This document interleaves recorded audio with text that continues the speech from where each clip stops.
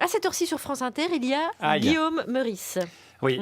Alors, petit débrief de la soirée de télé d'hier. Sur C8, il y avait une campagne de prévention sur les dangers de la cocaïne qui s'appelait « Touche pas à mon poste ». La drogue, c'est vraiment de la merde, hein, je vous le dis. On commence à se mettre des doigts dans le cul, on finit par inviter Nicolas Dupont-Aignan. C'était pas mal, mais ça manquait d'autres politiques. Sur M6, il y avait Cauchemar en cuisine, pas mal. Mais ça manquait de casseroles et de couteaux, hein, notamment dans le dos. Sur Gulli, il y avait un épisode de Choupi. Choupi détourne de l'argent public. Sympa aussi. Mais j'ai trouvé mieux. Sur TF1, il y avait carrément une émission qui réunissait tout ce que je voulais. Le fameux grand débat avec tous les candidats. Alors moi, je vous le dis, j'ai adoré. Mais j'ai voulu savoir ce qu'en avaient pensé les Françaises et les Français. Commençons avec une téléspectatrice qui ne changera pas d'avis. Je ne changerai pas d'avis, moi c'est Fillon. Hein. Est-ce que vous l'avez trouvé bon hier ? Oui, bien sûr. Contrairement à ce que vous pouvez croire, j'aime bien Mélenchon. Hein. Il est très intelligent, il a des choses justes et tout. Mais enfin, bon. Vous aimez bien Fillon et Mélenchon ? Voilà, et on salue la championne de France de grand écart. Hein, donc j'ai rencontré ce matin une souplesse rare qui n'est pas sans rappeler celle d'Emmanuel Macron, hein, qui, je le rappelle, a un pied sur l'épaule d'Alain Madelin et l'autre dans le collier de barbe de Robert Hue. Tiens, puisqu'on parle de Macron, voyons avec une autre téléspectatrice. Moi d'abord, je ne connais rien en économie alors. Ah. Donc tout ce qu'il racontait là.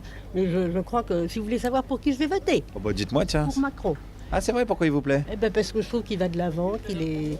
Oui. Donc vous connaissez rien en économie, donc vous allez voter Macron. Oui. Voilà, donc il y a une logique, il y a une vraie logique, hein, puisque les économistes avec Macron, c'est par exemple Alain Minck, hein, qui disait en 2008 « La crise est derrière nous ». Ah, donc moi je serais Macron, je préférerais encore avoir comme soutien un corbeau mort cloué sur une porte avec un t-shirt routé le Krief et un slip Paco Rabanne. À mon avis, ça porte moins la poisse. Alors évidemment, ce matin, également des soutiens de Le Pen, mais pas de celle qu'on croit, plutôt le père. C'est tout de même lui qui a fait le FN, et j'ai été d'accord avec beaucoup d'idées du père. Attendez, il a tout de même, je ne veux pas faire de racisme ou n'importe quoi, mais il a tout de même eu la priorité aux Français, c'est un peu lui. Il a une idée de la France. Il avait une idée de la France. Il avait une idée de la France un peu raciste, non ? Tout à fait, oui. Mais attendez, maintenant je le suis, je ne veux pas l'être. Mais au fond de moi... Mais c'est Pourquoi vous n'arrivez pas à ne pas être raciste alors ? Je ne vais pas vous dire. C'est compliqué la vie de ce monsieur. Il est raciste, mais il veut pas l'être. C'est pas évident hein, dans la vie de tous les jours quand il va chercher un kebab. C'est un véritable combat intérieur qu'il doit mener contre lui-même. Alors après, il est raciste, il aime pas les étrangers, mais il y a des nuances. Il y a raciste et raciste. Expliquez-moi ça. Les étrangers, entre guillemets, qui sont venus en France avant la guerre. Les Polonais, chapeau. Les Italiens, chapeau.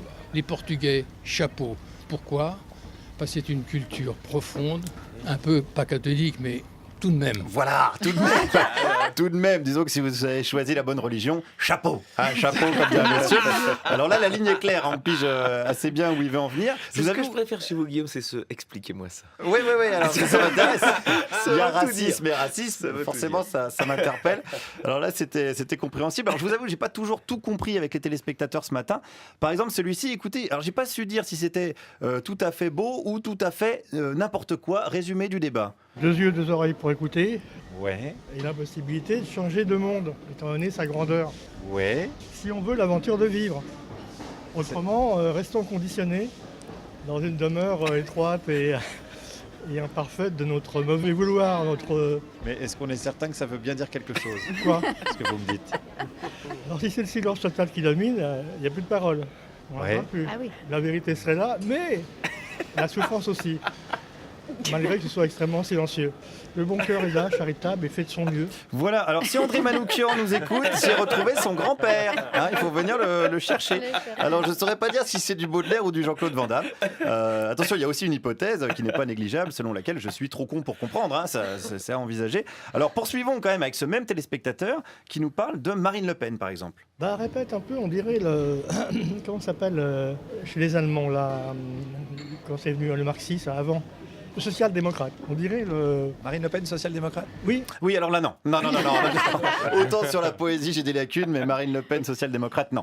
Non. Sinon, Macron est communiste, Robert Ménard est sénégalais. Non. Je préférais le lyrisme de tout à l'heure. Et puisque je préfère le lyrisme et la grandiloquence, concluons avec un autre téléspectateur. Les seuls qui avaient le sens des réalités quand même économiques, M. Macron avec des hypothèques sur l'avenir qui sont propres à la jeunesse et au manque d'expérience quand même de gouvernement, et M. Fillon était quand même parfait. Ah oui, à ce point-là ? Oui.